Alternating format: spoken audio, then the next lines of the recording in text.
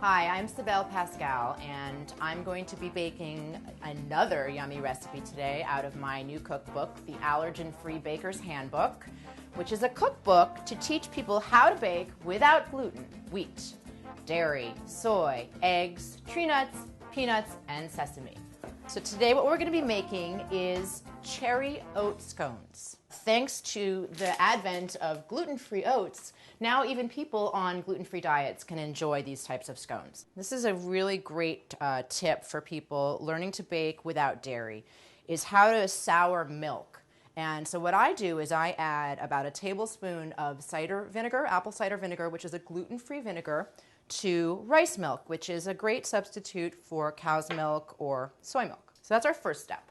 So I've already measured this out. This is 2 cups of basic gluten-free flour mix. So the first thing I'm going to add is xanthan gum, which is a really key ingredient when you're doing gluten-free baking. It helps to provide the structure that is generally found in gluten-containing flours like wheat flour. This is 2 tablespoons of double-acting baking powder, which I'm using to help with the rise because we're baking without eggs. 1/3 of a cup of just plain old granulated white sugar. Put that in, stir it up. 1/4 of a teaspoon of salt, and then this delicious cinnamon, which I always love cinnamon in my scones. We're going to add these gluten-free oats. This is a fantastic new product, and there's quite a few manufacturers of this.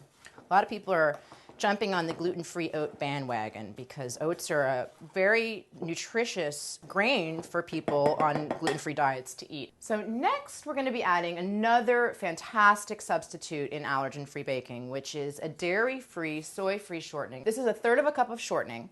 So you cut it in, and you can either use just 2 butter knives to cut it in until you have a nice crumb. I'm using what's called a pastry blender, which you can get for a couple of dollars at most kitchen supply stores. So what we want to do is we want to get this so that there's a nice pea-sized crumb.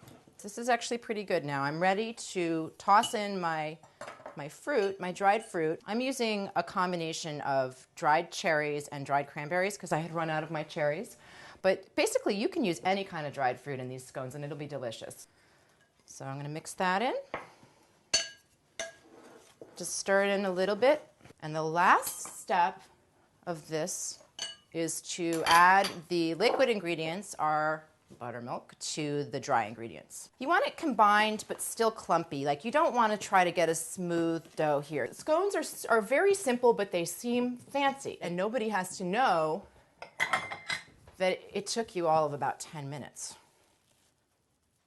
So I'm actually going to turn this out and divide it into 2 balls. I'm going to flour them a little bit so they don't stick too much. Ooh, this smells so good already. So I'm going to pat these into 2 discs, and then we are going to cut them into 6 wedges, like that are pie-shaped wedges. If it's not a perfect shape, who cares? So now we're going to transfer them to a parchment-lined baking tray, and then I'm going to brush the tops with rice milk and sprinkle them with a little bit of sanding sugar just to make them pretty.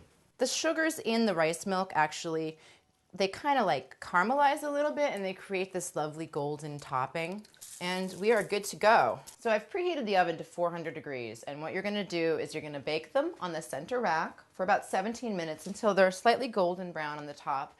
They're going to smell ready. At around 17 minutes you're going to start getting that delicious scent of cinnamon and oats and cherries. So I'm going to stick them in.